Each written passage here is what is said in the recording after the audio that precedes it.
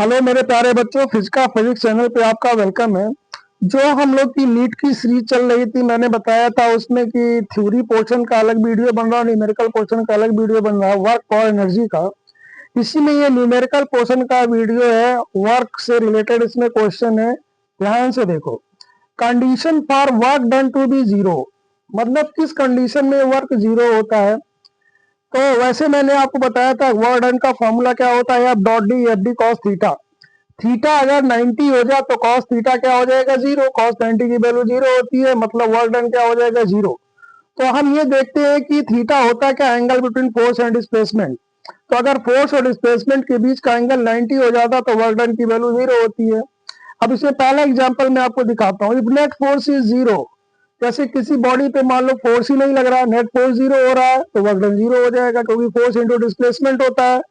जैसे rain drop falling, rain drop जब fall करता है तो आपको पता है जब वो क्लाउड से डिटैच होता है तो कुछ देर तक नीचे आता है, और जैसे थोड़ी देर में ही उसकी स्पीड इतनी हो जाती है कि उस पर लगने वाला फोर्स, कौन सा फोर्स, विस्कस फोर्स, जो ऊपर की तरफ लगता है, ग्रेविटी फोर्स के बराबर हो जाता है। नेट फोर्स जीरो हो जाता है। रेन ड्रॉप पे कोई फोर्स नहीं लगता, इसलिए वर्क डन जीरो हो जाता है। पैराशूट, पैराशूट में भी यही होता है। थोड़ी सी स्पीड जैसे बढ़ती है तो यहाँ पे विस्कस फोर्स उसके वेट को बैलेंस कर लेता है। समझ गए होंगे बात को। Ball in a deep sea, deep sea समंदर में, गहरे समंदर में जब बॉल जाता है तो वहां पर भी क्या होता है, जब तक वो सर्टेन वेलोसिटी स्पीड गेन कर लेता है तो उस पर विस्कस फोर्स लगता है। स्टोक्स एक साइंटिस्ट थे, स्टोक्स ने बताया था कि विस्कस फोर्स स्पीड पे डिपेंड करता है। जैसे जैसे स्पीड बढ़ता जाता है वैसे वैसे विस्कस फोर्स बढ़ता जाता है। विस्कस फोर्स का मतलब होता है अपोजिंग फोर्स, जो मोशन को क्या करे, अपोज करे। तो रेन ड्रॉप में भी यही होता है, पहले रेन ड्रॉप की स्पीड जीरो होती है, जैसे थोड़ा स्पीड पाता है जिसको टर्मिनल स्पीड बोलते हैं तो विस्कस फोर्स बराबर हो जाएगा इसके। यही पैराशूट में होता है। टर्मिनल स्पीड है ना, टर्मिनल स्पीड पर जो विस्कस फोर्स लगता है वो वेट को बैलेंस कर लेता है, तो वर्क डन क्या हो गया, जीरो, क्योंकि नेट फोर्स इसमें क्या है, जीरो। ये तीन एग्जांपल आपके सामने। डिस्प्लेसमेंट इज जीरो, डिस्प्लेसमेंट ही ना हो, जैसे मान लो एक दीवार है, force acting on a huge body, बहुत दीवार है, बहुत ह्यूज बॉडी है, भारी है, ट्रक है, उस पर आप फोर्स लगाओ तो कहाँ होता है, आप चाहे जितना फोर्स लगा लो डिस्प्लेसमेंट होता नहीं, तो वर्क डन की वैल्यू क्या हो जाएगी, zero. The angle between force and displacement should be 90 degree. अगर दो बॉडी के भी फोर्स और डिस्प्लेसमेंट के बीच का एंगल 90 है तो वर्क डन क्या होता है, zero. Coolie carrying weight on his head, coolie carrying weight on his head, जब कुली अपने सर पर बॉक्स रख करके चलता है या कोई हैवी लोड रख करके चलता है तो वर्क डन जीरो होता है। क्यों भाई, कुली का जो डिस्प्लेसमेंट होता है वो हॉरिजॉन्टल होता है, मतलब कुली का हॉरिजॉन्टल डिस्प्लेसमेंट है तो उसके ऊपर जो बॉक्स है उसका भी हॉरिजॉन्टल डिस्प्लेसमेंट होगा। और फोर्स जो लगता है वो वर्टिकल लगता है, एमजी जो लगता है। तो वर्क और फोर्स और डिस्प्लेसमेंट परपेंडिकुलर हुए तो वर्क क्या हो गया, जीरो। अच्छा ये एक बात बताओ, जब ये वर्क डन जीरो है तो मतलब कुली ने कोई वर्क नहीं किया तो थका कैसे, वो थक तो जाता है बेचारा। अगर उसने स्टेशन से बाहर कर दिया आपको तो पसीने निकल जाते हैं उसको, लेकिन आप कह रहे हो कोई वर्क नहीं करता। तो देखिए यहाँ वर्क ग्रेविटी का पूछा जा रहा है, ग्रेविटी का वर्क जीरो होता है। जब हम चलते हैं तो हमारी मसल्स जो होती है ना आगे की तरफ फोर्स लगाती हैं, जिस वजह से हम चल पाते हैं। जब हम चलते हैं, कैसे चलते हैं पता है आपको, चलने के बारे में बता दें। जब आप चलते हो तो क्या करते हो, पंजे को दबाते हो, एड़ी को उठाते हो, पंजे को दबाते हो, एड़ी को उठाते हो। पंजे के दबाने से, एड़ी को उठाने से एक आगे की तरफ फोर्स लगता है जो आगे बढ़ाता है। और अगर आप पंजे को ना दबाएं, एड़ी का ना उठाएं तो आप आगे चल नहीं पाएंगे, घंटों खड़े रहेंगे, महीनों खड़े रहेंगे, सालों खड़े रहेंगे। आप बात ध्यान रखिएगा, है ना। नॉर्मल रिएक्शन फोर्स जो होता है वो वर्टिकल होता है, अगर आप पंजे को नहीं दबाएंगे, एड़ी को नहीं दबाएंगे। और नॉर्मल माने वर्टिकल फोर्स होगा, वर्टिकल फोर्स आगे आपको कैसे चला सकता है। लेकिन जैसे आप पंजे को दबा करके एड़ी को उठा देते हैं तो आप क्या देखते हो, नॉर्मल रिएक्शन फोर्स वर्टिकल नहीं रह जाता, थोड़ा सा आगे की तरफ झुक जाता है, वर्टिकल से हॉरिजॉन्टल की तरफ झुक जाता है। तो उसका एक कंपोनेंट हमें आगे मिल जाता है, एक ऊपर मिल जाता है, ऊपर वाला वेट को बैलेंस करता है, आगे वाला हमको आगे बढ़ा देता है, इसलिए हम चल पाते हैं। ठीक है ना। आपको याद हो, देखिए जब कोई छोटा बच्चा जिंदगी में पहली बार चलना शुरू करता है तो जैसे खड़ा होता है, चलना चाहता है तो तुरंत वो गिर जाता है, चल नहीं पाता है ना, क्योंकि उसको पता नहीं रहता है कि मुझे चलने के लिए पंजे को दबाना है, एड़ी को उठाना है। लेकिन जब दो चार बार गिरता है तो वो थोड़ा सा उसको एक्सपीरियंस हो जाता है कि भैया हमको पंजे को दबाना है, एड़ी को उठाना है ना, फिर वो चलने लगता है। We push a wall it remains at rest, हम किसी दीवार को धक्का दें और वो चले ही ना, तो वर्क डन की वैल्यू क्या हो जाएगी, 0 हो जाएगी। Pendulum is oscillating work done by tension, अगर पेंडुलम ऑसिलेट करता है तो पेंडुलम किस में चलता है जी, सर्कल में। सर्कल में टेंशन क्या होगा, रेडियल, रेडियल रेडियल, टेंशन क्या होगा, रेडियल। और डिस्प्लेसमेंट क्या होता है, टैंजेंशियल। और टैंजेंशियल और रेडियल दोनों एक दूसरे के परपेंडिकुलर होते हैं, इसलिए वर्क डन की वैल्यू 0 होती है। Electron is moving around nucleus, electron circle में घूम रहा है, तो इलेक्ट्रॉन पे जो लगने वाला फोर्स है, न्यूक्लियस जो लगाता है, electron negative, nucleus positive attraction का फोर्स लगता है, इलेक्ट्रोस्टैटिक अट्रैक्शन का फोर्स लगेगा। ये फोर्स हमेशा सेंटर की तरफ होता है, माने रेडियल। और इलेक्ट्रॉन कैसे चलता है, सर्कल पे, माने टैंजेंशियल। अगेन ये टैंजेंशियल और रेडियल की बात है, तो मोशन है, डिस्प्लेसमेंट है टैंजेंशियल और फोर्स लग रहा है रेडियल, तो एंगल 90 डिग्री है, तो वर्क डन 0 है। Satellite moving around the earth, जब कोई सैटेलाइट अर्थ के चारों तरफ घूमती है तो अर्थ सैटेलाइट पे फोर्स लगाती है सेंटर की तरफ, है ना, जो कि रेडियल है। और वो घूमता कैसे है, सर्कल में, जो कि क्या है, टैंजेंशियल है। तो डिस्प्लेसमेंट और फोर्स अगेन क्या हो गया, परपेंडिकुलर। वर्क डन की वैल्यू क्या हो गई, 0। नेक्स्ट क्वेश्चन पे आते हैं, calculate the amount of work done in wearing a glass of in carrying in raising a glass of water weighing 0.5 kg through a height of 10 centimetre 20 centimetre, है ना। तो देखो बेटा, इसमें क्या 0.5 kg पानी भरा हुआ है, तो फोर्स इस पे क्या लगेगा, mg। फोर्स क्या लगेगा, mg। और h कितना हो रहा है, 20 सेंटीमीटर, 20 सेंटीमीटर उठाना है। तो mg, m माने 0.5, g माने 10, h 20 सेंटीमीटर को मीटर बदल लो, 20 को 100 से डिवाइड कर दोगे तो कितना हो जाएगा, 0.2। तो वर्क डन कितना हो गया, 1 जूल। 0.5 into 10 into 0.2, 1 joule.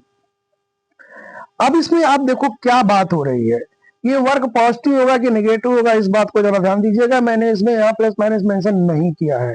क्यों नहीं मेंशन किया है, आप देखो, इसको आप ऊपर उठा रहे हो, तो ऊपर उठा रहे हो तो ये वर्क डन डब्ल्यू के बारे में मैंने स्पेसिफाई भी नहीं किया कि वर्क डन ये किसका है। देखिए, दो बातें हैं, जब आप ग्लास को उठाते हो ना, तो आप फोर्स किधर लगाओगे, ऊपर।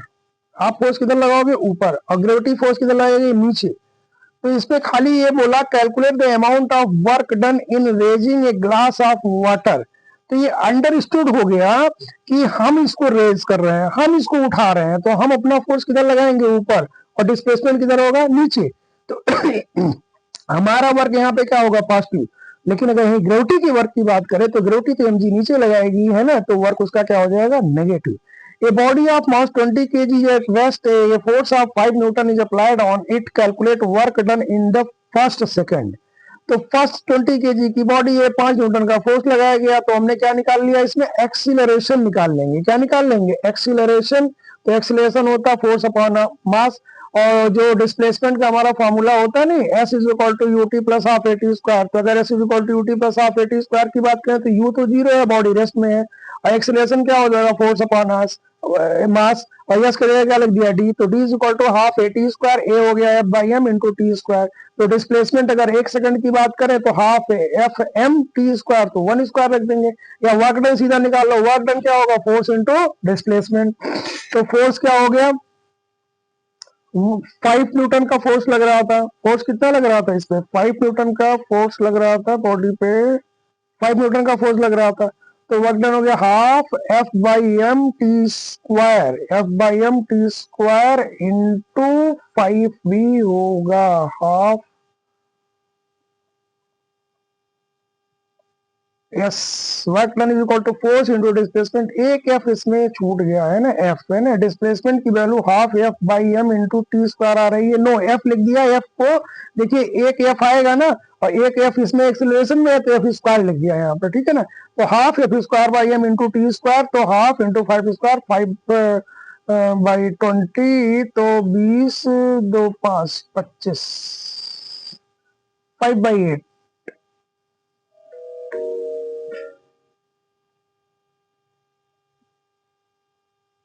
क्लियर हो गई बात।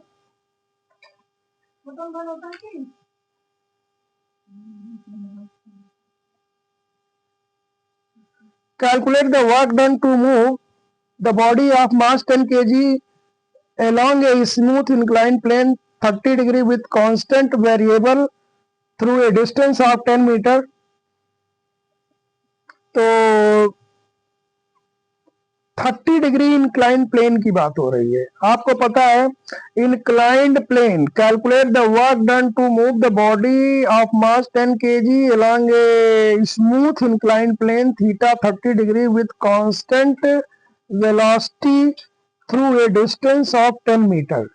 तो ये 10 मीटर ऊपर जा रहा है, इसका डिस्प्लेसमेंट 10 मीटर हो रहा है, इंक्लाइंड प्लेन के लॉन्ग ये डिस्प्लेसमेंट दिया हुआ है और फोर्स क्या लगता है mg sin थीटा। तो mg sin 30, m दिया, g sin 30 दिया, 500 जूल ये हमारा हो गया है ना, ये वर्क डन हो गया। A 10 kg block placed on the rough horizontal floor is lying pulled by a constant force of 50 Newton. Coefficient of kinetic friction between the block is the F is 0.4. Find the work done by each individual force acting on the block over the displacement of 5 metre. तो इसमें आप देखिए 5 metre के displacement की बात कर रहा है, 10 kg की बॉडी है तो इस पे फोर्स mg कितना लगेगा 100 न्यूटन, तो रिएक्शन फोर्स कितना लगेगा 100 न्यूटन। तो फ्रिक्शनल फोर्स क्या होता है म्यू एन, म्यू कितना दिया 0.4 और एन कितना 100, तो 0.4 इंटू 100 कितना हो जाएगा 40।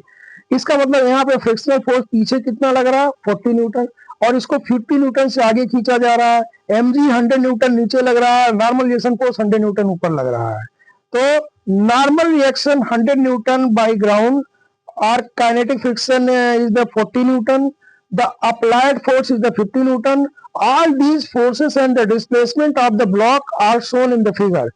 All these forces are constant forces, so work done is calculated by F dot delta R. Work done by gravity, आप देखिए ग्रेविटी किधर लग रही है नीचे, डिस्प्लेसमेंट किधर हो रहा है आगे, एंगल कितना है 90, तो वर्क डन बाई ग्रेविटी कितना हो गया 0। Work done by normal reaction force, normal reaction force क्या लग रहा है ऊपर, डिस्प्लेसमेंट किधर हो रहा है आगे, एंगल कितना हो रहा है 90, वर्क डन कितना हो जाएगा 0। Work done by applied force, force किधर लग रहा है आगे 50 न्यूटन का, डिस्प्लेसमेंट कितना हो रहा है 5, तो सेम डायरेक्शन में हो गया, तो 50 इंटू 5 250 जूल भी प्लस का होगा। फ्रिक्शन, फ्रिक्शन किधर लग रहा है 40 पीछे और डिस्प्लेसमेंट कितना हो रहा है आगे, एंगल कितना 180, तो यहाँ वर्क डन क्या हो जाएगा negative 40 into 5 that 200 minus 200 joule is work done. तो जितने भी फोर्सेस यहाँ पे लग रहे हैं सबके कारण हमने क्या कैलकुलेट कर लिया work done. Calculate the work done by the force F is equal to 3I plus 2J plus 4K Newton is carrying a particle from -2 1 3 2 2। तो देखो इसमें फोर्स दिया हुआ, पोजीशन का हमको डिस्प्लेसमेंट निकालना, डिस्प्लेसमेंट निकालने का एक बात ध्यान रखना, final position minus initial position, final 3 6 2 -2 दिया 3I 6J plus 2K -2K हो जाएगा, initial -2I plus J plus 3K, दोनों को सब्ट्रैक्ट कर लेंगे तो हमें क्या मिल जाएगा वर्क डन, डिस्प्लेसमेंट मिल गया और F dot D R, I dot I कितना होगा 1, जे डॉट जे क्या होगा 1, के डॉट के होगा 1, तो वर्क डन की वैल्यू कितनी हो जाएगी 15 - 10 - 20। A particle is shifted from point 001 meter to the 1 meter 2 meter under the simultaneous action of the forces. Force of them are 2I plus 3J minus K, I plus 2J plus 2K. Find the work done by the resultant force. तो पहले दोनों force को जोड़ लेंगे, इसमें जितने forces होंगे net force निकाल लेंगे, तो F1 प्लस F2 लिख देंगे और डिस्प्लेसमेंट कहां से जा रहा है 0 0 से कहां जा रहा है 1 1 2 पे, तो 1 0 1 0 2 0, तो ये हमारा डिस्प्लेसमेंट मिल जाएगा, वर्क डन यहां से मिल जाएगा। Okay, thank you.